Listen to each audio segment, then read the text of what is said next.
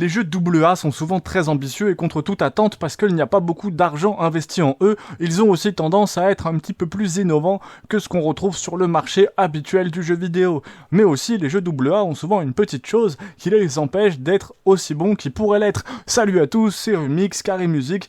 Aujourd'hui, je vous présente 10 jeux AA qui étaient presque des chefs-d'œuvre, un AA presque parfait. Avant de commencer, je tiens à préciser que lorsque je dis que c'est presque un chef-d'œuvre, ce n'est pas une insulte, pas du tout.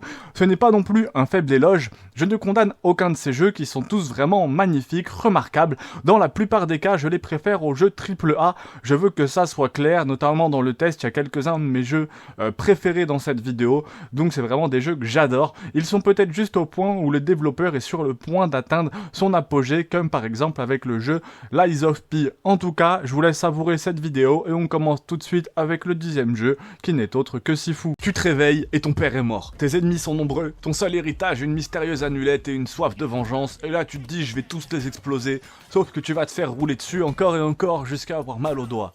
Bienvenue dans Sifu, un jeu où chaque coup te rapproche de la victoire ou de la tombe. Mais si tu crois que c'est juste un jeu beat'em up à la sauce kung fu, détrompe-toi. Sifu, c'est une leçon de persévérance, un truc narratif sans mots, un die and retry spirituel, où vieillir est une mécanique de gameplay. Accroche-toi, aujourd'hui on parle de Sifu et tu vas comprendre pourquoi ce jeu te met dans tous les sens du terme, il va te mettre KO. On commence en parlant du gameplay. Derrière son style épuré, son ambiance cinématographique, Sifu est une machine de guerre, inspirée des films de kung-fu classiques, entre All Boy et The Raid. Chaque combat millimétré, ici pas de bouton gagné. Tu apprends, tu tombes, tu te relèves, littéralement plus vieux. Car oui, chaque fois que tu meurs, tu vieillis. Et c'est pas cosmétique. Tu commences à 20 ans, agile, rapide, mais fragile. À 40 ans, t'es un tank, plus puissant, mais plus lent. Et à 70 ans, t'as la sagesse du moine. Mais le souffle de ton oncle Marcel après 3 escaliers. C'est du gameplay en storytelling pur. Ton âge, ton parcours. Et plus tu rejoues, plus tu maîtrises, plus tu deviens le Bruce Lee du pad, plus tu comptes les frames, tu anticipes les animations et tu contre-attaques comme un dieu. Sifu n'offre rien. Tu dois tout mériter. La magie de Sifu, c'est pas que t'apprends le jeu. C'est ce que le jeu t'apprend à apprendre. On est sur un mi-chemin entre un Souls-like en 2.D, en 2.5D, un roguelite, un simulateur de rage continue. Tu vas échouer beaucoup, mais chaque défaite te forge. Tu débloques des compétences, certaines sont permanentes, mais pas tout de suite. Tu veux garder ton coup de pied retourné après ta mort, va falloir farmer et mourir encore. Mais le jeu est juste. Brutal, mais juste. Et quand t'arrives à finir un niveau à 22 ans au lieu de 65, t'as l'impression d'avoir fait une thèse de kung-fu. Tu te tiens plus droit dans ton salon, tu regardes ton chat comme s'il allait attaquer. La direction artistique, la musique, graphiquement Sifu ne cherche pas le réalisme. Mais il a trouvé l'efficacité. C'est stylisé, coloré, souvent onirique. Chaque niveau est une claque visuelle. Le club techno avec ses néons et ses gardes possédés. Le musée où l'art de se transformer en cauchemar. Le sanctuaire, zen et impitoyable. On sent l'inspiration asiatique mais aussi l'amour du cinéma d'action. Et la musique, minimaliste, tribale, percutante. Elle te suit, te hante, te pousse à te dépasser. C'est du beat'em up émotionnel. Si tu veux comparer, imagine un mélange entre Sekiro pour l'exigence, Street of Rage pour l'ADN du beat'em all, Returnal pour la progression par l'échec, et Celeste pour la courbe de skill qui monte vers les étoiles. D'ailleurs, une vidéo est disponible sur ma chaîne pour quasiment chacun des jeux. Mais Sifu reste très unique. Ça te parle sans un mot, ça te pousse à méditer entre 2 uppercuts, et surtout ça fait de ta défaite une victoire méritée. Et le pire, il y a une histoire. Classique en surface, vengeance, 5 boss à battre, chacun lié à un traumatisme. Mais si tu veux y regarder de plus près, c'est une fable sur le pardon, la souffrance et le coût du chemin spirituel. Tu peux finir Sifu avec haine ou avec paix. 2 fins, 2 philosophies. Et le vrai message du jeu, il est là. Tu crois que tu joues à un jeu de baston, en fait, tu joues à un jeu de transformation. Sifu, c'est plus qu'un jeu. C'est une leçon. Tu commences en rage et tu finis en paix. Tu frappes avec colère, tu termines avec sagesse. Un beat'em up? Non. Un voyage initiatique. Est-ce que tout le monde devrait y jouer? Peut-être pas. Mais est-ce que tout le monde devrait essayer de le comprendre? Oui. 1000 fois, oui. Si tu veux un jeu qui te respecte, qui t'oblige à devenir meilleur, Sifu te regarde dans les yeux et te dit viens. Prends ta raclée, reviens plus fort. Si t'as aimé cette vidéo, tape un bon coup de poing dans le bouton like. Abonne-toi pour ne pas rater les prochains tests où on mêle jeux vidéo, narration et uppercut émotionnel où je mêle narration, jeux vidéo. N'hésite pas à mettre ce que tu veux voir. Et si un jour une seule mauvaise décision ruinait toute votre vie, une seule erreur et vous devenez un homme brisé coincé sur une seule planète. Pas de sauvetage, pas de rédemption, juste une machine capable de créer une autre version de vous. Une meilleure version, plus forte, plus intelligente, moins minable. Bienvenue dans The Alters, un jeu où votre pire ennemi c'est vous, et votre seul espoir c'est vous aussi, littéralement. C'est peut-être un des seuls jeux de survie psychologique les plus fascinants de cette décennie. The Alters, c'est pas juste un jeu de survie, désolé pour mon accent, c'est un huis clos mental, un thriller existentiel déguisé en city builder. Vous incarnez Jan Dolski, celui de la jaquette, un simple technicien qui s'écrase sur une planète mortelle après une mission banale qui tourne au cauchemar. Le gars n'a pas de super pouvoir, pas de fusil plasma, juste sa cervelle, des regrets et une machine à cloner. Mais pas n'importe quel clone, des alters, des versions alternatives de vous-même qui font des choix différents. L'un a poursuivi ses études, l'autre est resté avec sa femme, un autre encore est devenu leader syndical. Vous construisez une armée d'alter ego pour vous sauver de vous-même. Imaginez Subnautica qui fusionne avec Frostpunk dans une ambiance Black Mirror. Claustrophobe, moralement dérangeant et surtout diablement malin. Le gameplay se décompose en deux temps, de la survie, des choix, du drame. La gestion de votre base mobile, un module roulant façon escargot nucléaire. Et les interactions avec vos alters. Tous différents, tous utiles, tous potentiellement dangereux.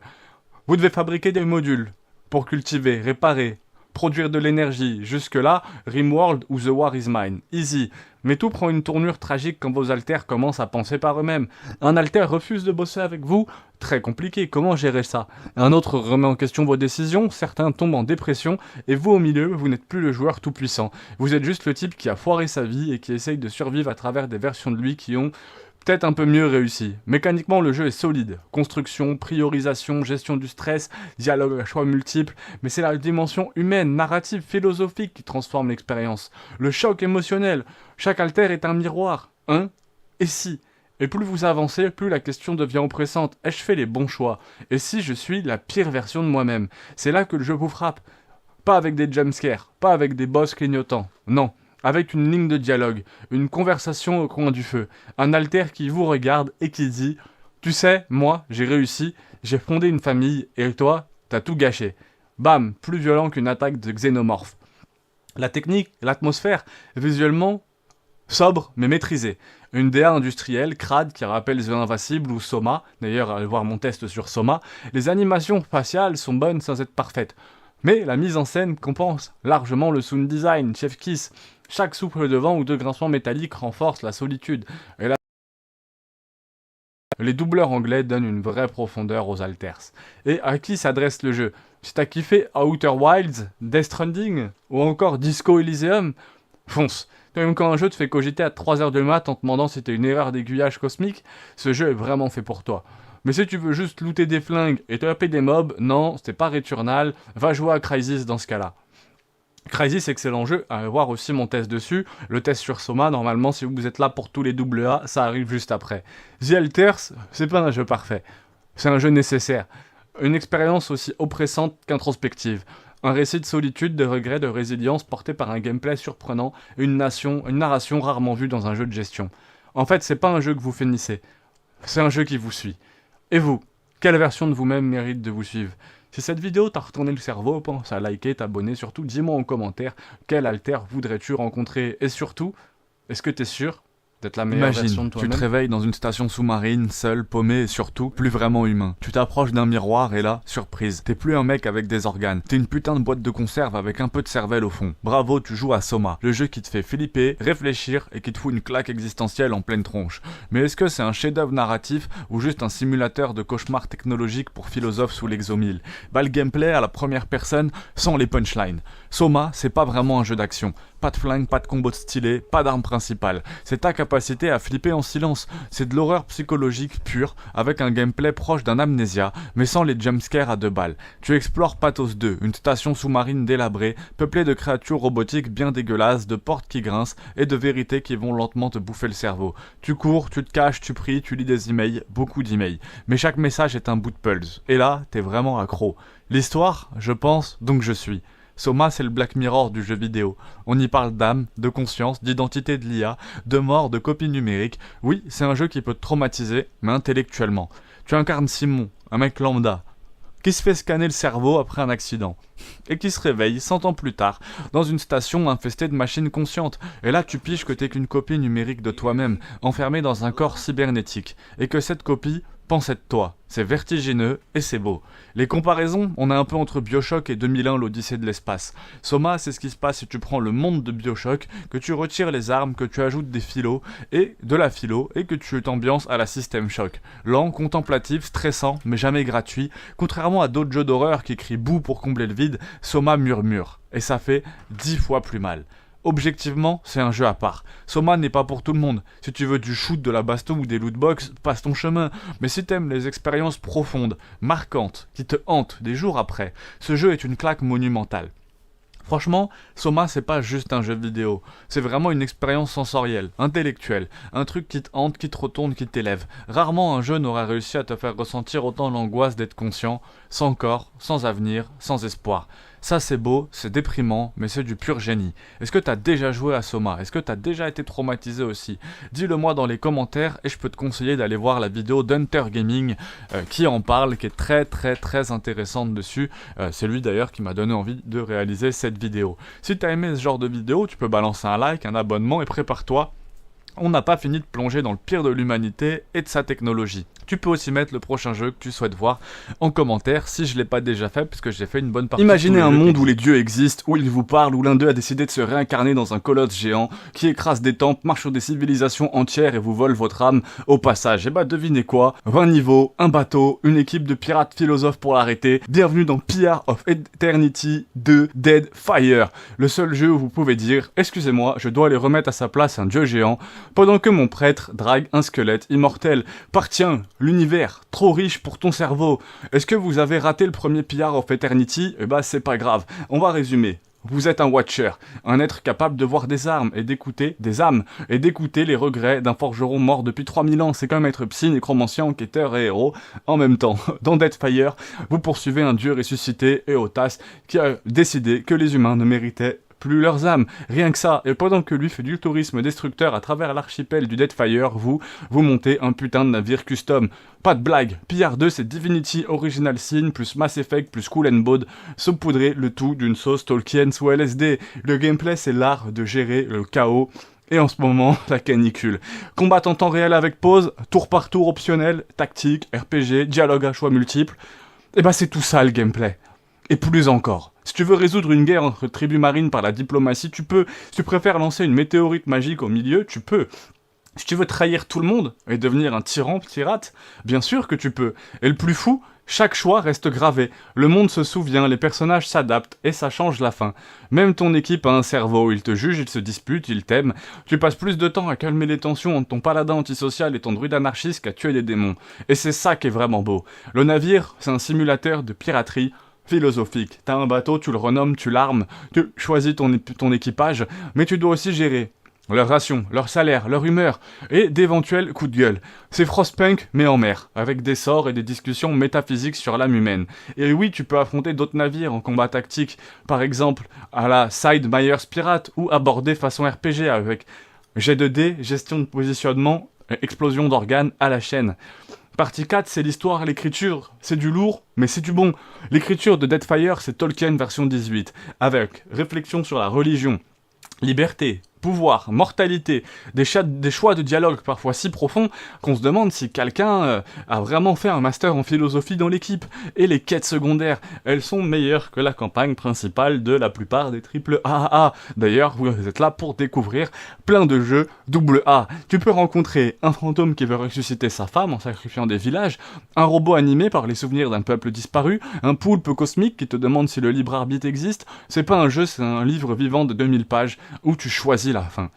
L'ambiance, la technique, graphiquement, un style 2.5D, isométrique.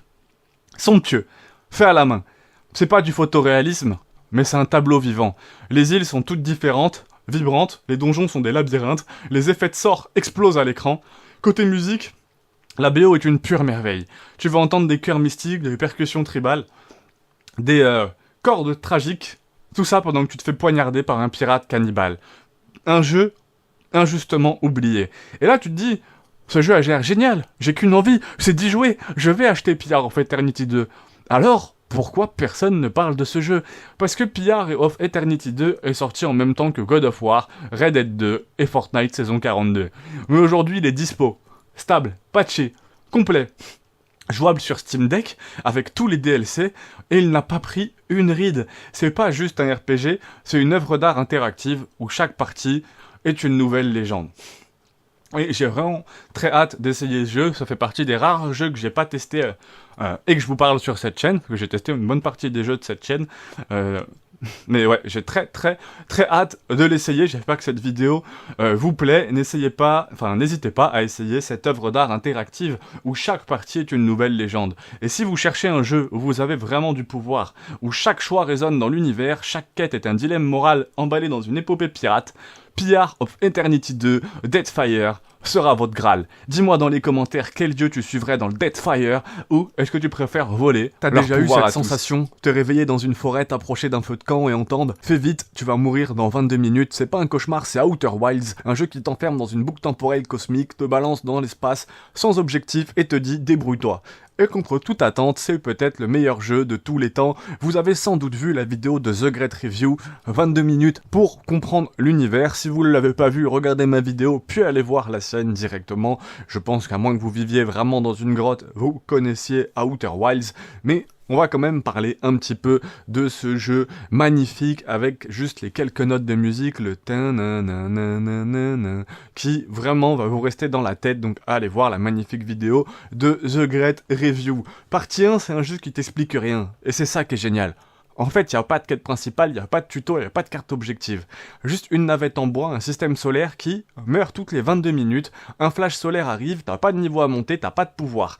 Ta seule progression, c'est ce que tu comprends pendant ces 22 minutes. Comme un escape game géant, ou The Witness, mais avec des planètes qui se fondent, des civilisations disparues, et des mystères qui datent de milliards d'années. Allez voir ma vidéo sur The Witness, si vous savez pas de quoi on parle. Le monde est vivant, mourant. Chaque planète est une mécanique de gameplay en soi.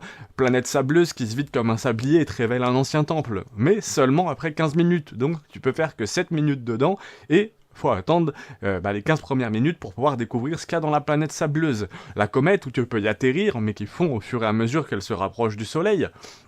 Une géante gazeuse qui cache une cité sous les nuages, sauf qu'elle est secouée par des cyclones géants qui peuvent t'éjecter de l'orbite. Tout est fait à la main, aucun hasard, tout est là, tu peux tout résoudre dès le début. Mais tu ne le peux pas, car tu ne le sais pas. Et c'est là qu'Outer Wilds est un génie. Ça transforme ta curiosité en carburant, tu veux comprendre, tu veux résoudre ce puzzle comique. Et une fois que tu sais, tu ne joues plus au jeu. Tu le domines, littéralement. C'est pas un jeu, c'est une révélation. Le jeu ne te tient jamais par la main, mais ne te ment pas non plus. Tout ce que tu vois, tu peux y aller. Chaque détail est là pour une raison. Et le lore, c'est pas juste un peuple ancien qui a disparu façon Halo. Non. C'est une stratégie scientifique, une quête existentielle. Un jeu qui te parle de mort, de renaissance, de solitude, d'émerveillement. Et sans spoiler, la fin est l'une des plus puissantes de toute l'histoire du jeu de vidéo. Oui, bien mieux que Red Dead 2, oui, sans doute mieux que The Last of Us, sans doute peut-être mieux qu'Undertale aussi. En tout cas, c'est très différent. Le gameplay est tellement simple, mais en fait il est tellement mortel. Tu pilotes ton vaisseau à la main, tu gères gravité, atterrissage, vitesse orbitale, un faux mouvement. Tu t'écrases, tu oublies ta combinaison, tu meurs dans le vide, tu oublies d'ancrer ton vaisseau, il part sans toi. C'est Kerbal Space Program simplifié, mais avec les émotions d'Interstellar. Et t'as jamais été aussi heureux de mourir 347 fois. Et c'est une œuvre d'auteur. C'est pas un AAA. Développé par Morbius Digital, une équipe minuscule. De toute façon, vous êtes là pour que je vous présente les meilleurs jeux AA, on va dire. C'est une équipe minuscule, Mobius Digital. Publié par Annapurna Interactive, les rois des perles vidéoludiques. Pas de microtransactions, pas de niveau boosté. Juste du génie, du cœur, une vision et une musique. Je vous en ai parlé un peu au début. Bordel, cette musique qui te colle au cœur comme un souvenir d'enfance oublié. Chaque mélodie devient un repère, un moment, une émotion. Outer Wilds, c'est pas juste un putain de jeu. C'est une lettre d'amour à la science, la curiosité, la beauté de ne pas tout comprendre. Si t'as une âme, ce jeu va te toucher. Si t'en as pas, il va t'en fabriquer une. Est-ce que tu l'as terminé ce jeu? Est-ce que tu t'es perdu sur une planète ou est-ce que tu y as jamais joué? Fais-toi un cadeau et joue-y. Et abonne-toi à ma chaîne, parce que des chefs-d'œuvre comme celui-là que t'as raté... Un conte de fées qui vire au cauchemar, des rats, des milliers, des millions de rats qui surgissent des ténèbres comme une une vague vivante pour pouffer tout cru. Pas des rats gentils comme Rémi de Ratatouille, non, là c'est Plague Tale Innocence, un jeu qui transforme la peste noire en apocalypse biblique, avec des enfants comme seul espoir de survie. Tu veux du stress, du drame, de l'émotion et un gameplay fin comme un scalpel, reste ici, je mérite qu'on en parle et pas qu'un peu. Je cherche une pépite après Clair Obscur, Expédition 33, n'hésitez pas à en mettre en commentaire, je pense que ça sera peut-être Plague Tale Innocence justement. Le gameplay c'est Amicia, une ado noble débrouillarde qui se retrouve du jour au lendemain à devoir fuir Inquisiteur, protéger son petit frère Hugo et survivre dans ce monde rongé par la guerre et une étrange peste surnaturelle complètement. Le gameplay, infiltration narrative. Chaque niveau est un puzzle vivant où il faut observer, analyser, improviser. Pas de pompe, pas de pouvoir, juste une fronde de l'alchimie ton cerveau. Et crois-moi, les devs de chez Asobo Studio ont tout fait pour que chaque confrontation te fasse suer.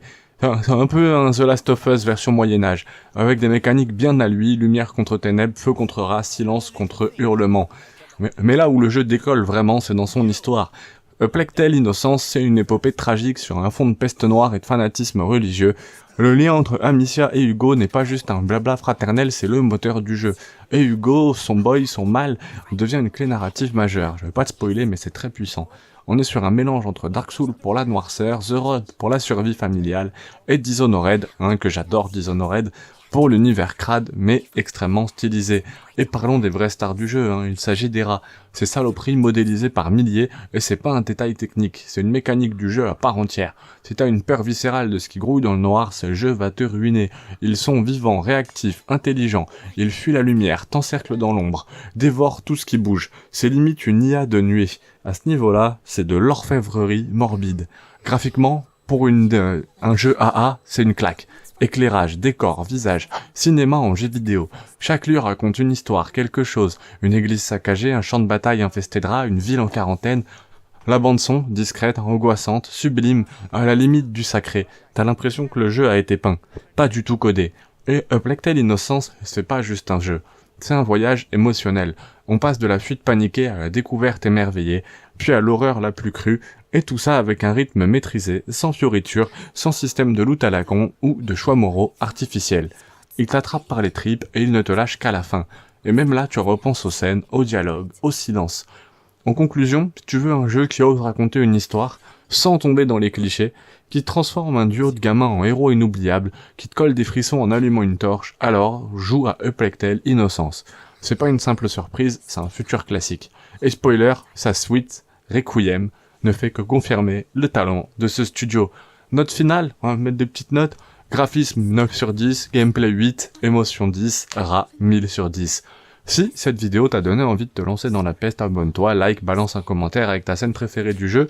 On se retrouve très vite pour une autre plongée au cœur du meilleur jeu du jeu d'infiltration vidéo. Très intelligent que tu as probablement raté. Imagine un jeu où tu peux tuer 5 mecs sans qu'un seul ne cligne des yeux, un jeu où chaque seconde est une partie d'échecs, mais avec des cow-boys, des haches, des snipers, un médecin qui planque des cadavres dans les buissons, bienvenue dans Desperados 3.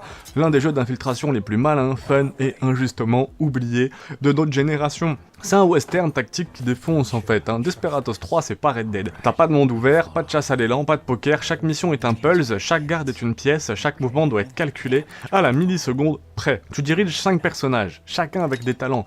Cooper, un shérif flingueur qui balance des couteaux. Doc McCoy, très stylé, sniper, médecin qui soigne des seringues et qu'en tue d'autres. Hector, tank, moustachu, poseur de pièges, amateur de haches dans les cervicales. Kate, infiltration pure, déguisement, manipulation.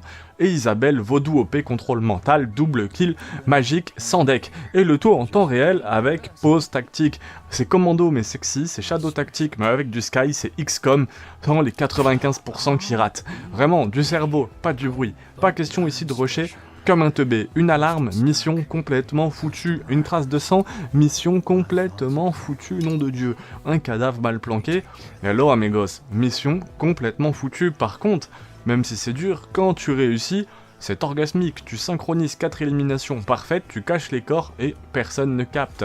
Tu souris comme si t'avais triché au bac sans te faire cramer. Le jeu te pousse à être malin, à expérimenter, et surtout, ça c'est vraiment quelque chose qui me paraît très importante dans toutes les œuvres, aussi bien films, livres que jeux vidéo. Surtout, il ne te prend jamais pour un con. Même si c'est une histoire de vengeance et d'honneur, vous allez le voir. Le scénario, classique sur le papier mais redoutablement bien écrit, un western spaghetti sauce vengeance, train, dynamite, ancien allié devenu ennemi, mais surtout chaque personnage ultra attachant. Et les dialogues, c'est pas du tout du remplissage, c'est du Tarantino un petit peu plus light, avec punchline, tension et beaucoup de style. C'est un gameplay en or, peu importe ton level. Le jeu est dur, oui, mais il est jamais injuste. Tu peux quick save toutes les 3 secondes si tu veux, ou bien tu peux y aller full puriste, sans sauvegarde et avec un chapeau de cow-boy sur toi IRL. J'ai testé, c'était un enfer, mais c'était un enfer glorieux. Et surtout, tu peux rejouer chaque mission de 10 façons différentes, par la voie rapide, furtive, explosive ou full. Je hypnotise ton pote et je l'envoie t'étrangler. Et ça, je peux vous dire, c'est cool. La partie 5, c'est que c'est une pépite tombée vraiment dans l'oubli. Développée par Mimi Mi-Game, les génies derrière Shadow Tactics. Il faudrait que je fasse une vidéo dessus, mais sortie discrètement. Pas de hype, pas de trailer Marvel, pas de scandale. Juste un putain de bon jeu, fait avec passion, zéro bug, zéro microtransaction, 100% de fun cérébral, et ironiquement, c'est probablement l'un des meilleurs jeux d'infiltration de la décennie. Mais peu de gens en parlent, moi j'ai pas vu beaucoup de gens en parler, très peu de youtubeurs français en parler, c'est pour ça que je suis très content de vous en parler dans cette vidéo avec mes 10 jeux un peu AA favoris. Franchement, très peu de gens en parlent et c'est vraiment dommage, parce que Desperados 3, c'est un jeu qui récompense l'intelligence, la patience, la stratégie, fun, stylé, hardcore. Et surtout, c'est le genre de jeu qui te fait te dire « je suis trop malin pour ce monde ». Et c'est une très belle surprise. Moi, je suis un grand fan de Baldur's Gate 3. Bon, je pense qu'on ne retrouvera pas quelque chose au niveau de Baldur's Gate 3 avant peut-être une bonne décennie. Si vous avez des choses qui s'approchent, au moins qui s'approchent de Baldur's Gate 3, n'hésitez pas à le mettre en commentaire. En tout cas, Desperados 3, c'est un excellent AA. Est-ce que tu connaissais la série Desperados? Parce que j'ai l'impression que personne ne la connaît. Est-ce que toi, tu l'as testé? Dis-moi quel est ton main dans les commentaires. Hein. Nous, c'est Hector Gang à fond. Et si t'aimes les jeux qui te font chauffer le cerveau, abonne-toi parce qu'ici, je parle de tous les jeux. Salut à tous et bienvenue dans un nouvel épisode d'Avant d'acheter. Ici, comme d'habitude, je vous propose un gameplay brut et mes premières impressions sur les dernières sorties. Et comme toujours, c'est moi, Rumix Live, qui vous parle. Et aujourd'hui, chez GameRanx, on est très occupé. Et on va parler de Clair Obscur Expedition 33, un jeu du tout nouveau studio Stonefall Interactive. C'est un RPG qui s'inspire beaucoup de classiques comme Legend of Dragon, Persona, Lost Odyssey et évidemment une tonne de Final Fantasy, mais attention, malgré ses inspirations plus qu'évidentes, Expedition 33 propose univers et personnages vraiment uniques et attachants. Pour faire simple, même s'il y a quelques petits défauts, c'est un jeu absolument génial, tout simplement. Une petite équipe qui a vu grand et qui livre une aventure pleine de cœur, de défis et surtout avec une vraie identité propre. Honnêtement, c'est un jeu dont je me souviendrai encore longtemps après l'avoir terminé. Si vous en avez marre des AAA, des suites qui s'essoufflent, des remakes à répétition, ce jeu est clairement votre bouffée d'esprit que je vous recommande chaudement. Votre bouffée d'air frais que je vous recommande chaudement. On sort du sport, c'est compliqué de parler. Petit disclaimer. Il a joué à une version d'évaluation sur PC, et toutes les séquences montrées sont sans spoiler, j'essaye le plus possible, parce que croyez-moi, l'histoire a de sacrés rebondissements. D'ailleurs, parlons un peu de ce scénario. Pour moi, c'est un des meilleurs aspects du jeu. On est plongé dans un monde où les anciens meurent systématiquement année après année, et où chaque nouvelle expédition part tenter de vaincre une force mystérieuse, un peintre maléfique. Dès les premières minutes, on est captivé.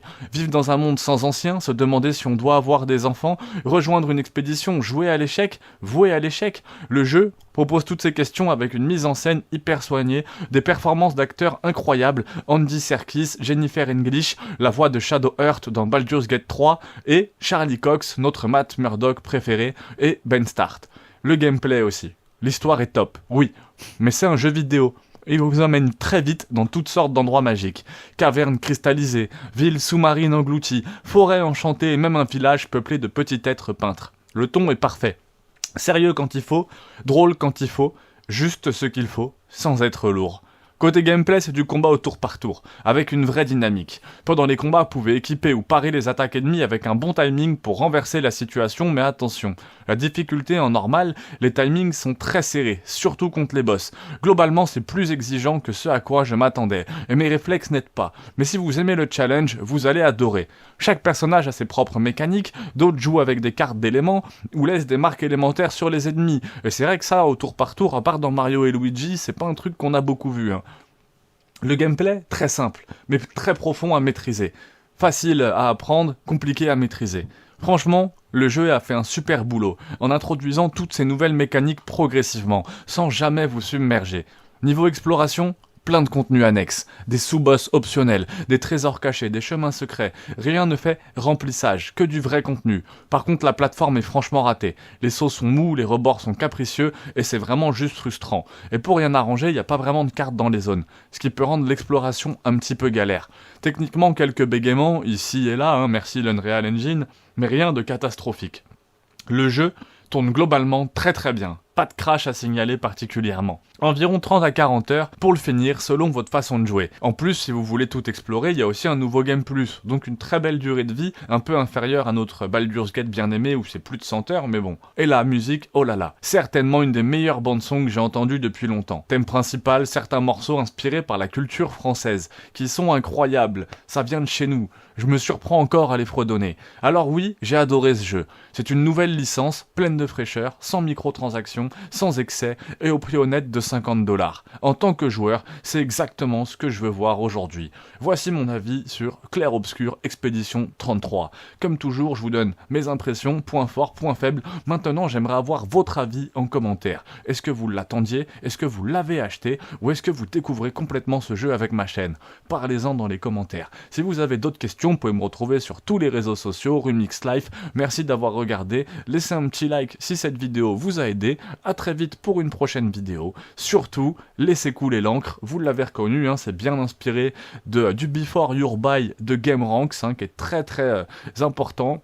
On va bientôt parler de Baldur's Gate 3 aussi. Donc abonne-toi. On en a déjà bien parlé sur cette chaîne et je vais encore en reparler. Donc abonne-toi, pouce bleu. Prends Fire Emblem, injecte Final Fantasy Tactics et mélange avec du Chara Design Atlus. Saupoudre de chevaux ailés, de chevaliers charismatiques et de magie pailletée, et là tu te dis, encore un tactical RPG japonais relou, sauf que non, là c'est Unicorn Overlord, le jeu avec le nom le plus kitsch de l'histoire, mais aussi l'un des jeux stratégiques les plus complets, addictifs, jouissifs que j'ai touché ces dernières années. C'est comme si Atlus, au lieu de sortir un énième Persona, avait décidé de réinventer tout un genre. Et tu sais quoi, c'est vraiment une gifle. Le gameplay, il met une tatane à Fire Emblem, vraiment. Unicorn Overlord, c'est pas juste avance ton pion, tape et prie pour que l'IA se foire. Non, c'est stratégie temps réel avec pause active, où tu formes des escouades, tu gères des compositions de troupes, tu joues avec des counters, des positions, des passifs, des skills, des effets de terrain. Tu veux faire un commando d'assassin qui one-shot tout ? Possible.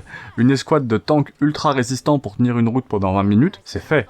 Une unité d'archanges et de mages qui balancent des météores en boucle, oui monsieur, pas de souci. Et le pire c'est que chaque choix compte. Chaque bonus, chaque mouvement, chaque potion, chaque personnage, tu deviens un vrai général. Un truc entre Napoléon, Marthe et un mec relou qui mine max dans Pokémon.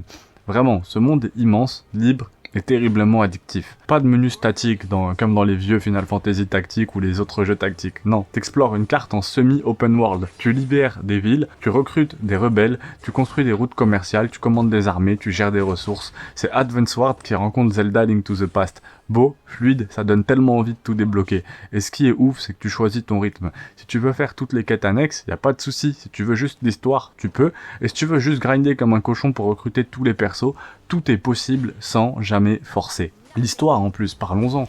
Entre Heroic Fantasy et animé de qualité. Ok, parlons lore. Tu joues Alain, prince exilé, fils d'un royaume trahi, porteur de l'anneau Unicorn Overlord. Oui, je vais jamais me remettre vraiment du nom. Tu dois te libérer ton pays, fédérer 5 nations et botter les fesses d'un empereur tyrannique. Classique, oui, mais c'est vraiment super bien raconté. Les dialogues sont doublés, les personnages sont attachants. Grosse mention spéciale à Travis. Non seulement ça a le même prénom que dans No More Heroes 3, allez voir le test sur No More Heroes 3, aussi bien le mien que celui de Saven. Ce voleur, un peu con, mais stylé, il y a une vraie montée en tension. Et les combats de boss, faut que je vous parle des combats de boss. Épiques, pas juste plus longs. Ils sont plus intelligents, plus dangereux, les mécaniques sont uniques, et ça, c'est cool. Et cette direction artistique, mon dieu, la direction artistique. Le jeu est sublime, c'est du VanillaWare, donc tu sais déjà que c'est léché. Les sprites sont animés à la main, les couleurs pastel, lui propre comme une armée d'élèves japonais, des menus classieux, des maps débordantes de charme. Franchement, tu restes parfois 10 minutes juste à mater tes unités. Le Chara Design, vraiment tellement stylé que tu peux recruter tout le monde, même le vieux avec une faux, même la nonne démoniaque. Bon, la musique, faut aussi en parler. Orgasmique. Entre épopée médiévale et orchestre épique, c'est la BO parfaite pour défiler avec une cape dans son salon. Objectivement, c'est quoi ses défauts ? Parce qu'il n'est pas parfait non plus, hein. Les combats peuvent devenir un poil répétitifs, surtout si tu varies pas tes escouades. L'interface, bien peu classe, c'est quand même extrêmement compliqué, surtout quand on est débutant dans ce genre de truc. Et le titre, Unicorn Overworld. Sérieusement, on dirait un DLC de Barbie X Berserk, c'est très très très étrange, mais franchement, quand tout le reste est aussi bon, eh ben on pardonne tous ces petits détails. Unicorn Overlord, c'est un tactical. Beau, complet, intelligent, un système de combat ultra profond, une carte qui te donne envie de tout explorer, une DA incroyable et une liberté rarement vue dans le genre. Un mélange entre Fire Emblem, si vous connaissez pas, j'ai fait des tests dessus, Ogre Battle et le génie de VanillaWare. Si t'aimes les jeux exigeants, mais gratifiants, si t'aimes pas qu'on te prenne pour un débile, si t'aimes les épopées qui te scotchent à ta manette, tu devrais quand même faire ce jeu. C'est probablement le tactical RPG le plus beau, le plus complet et le plus oublié de 2025. Un Fire Emblem qui explose vraiment tout en secret, une pépite du STR en fait, avec un gameplay profond, une vraie liberté d'exploration. Donc je suis très content de te raconter pourquoi ce jeu mérite d'être dans le top 3 des tacticals de la décennie. Quel est ton perso préféré, ton escouade idéale? Parle-en moi en commentaire, abonne-toi pour plus de pépites inconnues et de vraies claques. Imagine un GTA dans le Japon des années 80 avec des mafieux super classe, des bastons de rue à la DBZ, des mini-jeux qui vont de la danse disco au karaoké enflammé et une histoire tragique d'un film de Scorsese. Tu crois que j'exagère? Non, pas du tout. Vous le savez, je n'exagère pas, reste bien jusqu'au bout de cette vidéo parce que je te parle de Yakuza 0, le jeu où tu fais pleurer ta manette, rire ton âme et exploser des dents à coup de vélo. Juste ça, le scénario déjà va te prendre aux tripes.